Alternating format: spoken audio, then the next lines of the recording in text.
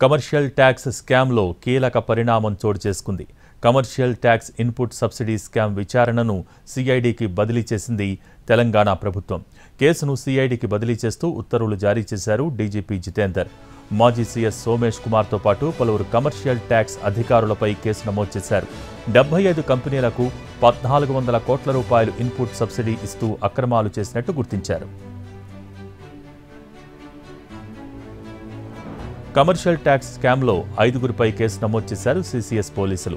ఇప్పటికే మాజీ సీఎస్ సోమేష్ కుమార్ వ్యవహారంపై ఆధారాలు సేకరించారు. 75 మంది పన్ను చెల్లింపుదారుల కార్యకలాపాల వివరాలు ఉద్దేశపూర్వకంగా ఆన్లైన్లో కనిపించకుండా చేశారు నిందితులు. పన్ను ఎగవేతకు నిందితులు సహకరించినట్టు గుర్తించారు పోలీసులు. కమర్షియల్ ట్యాక్స్ ఐఐటి హైదరాబాద్ మధ్య జరిగే లావాదేవీలను సైతం పక్కదారి పట్టించినట్టు దర్యాప్తులో తేలింది.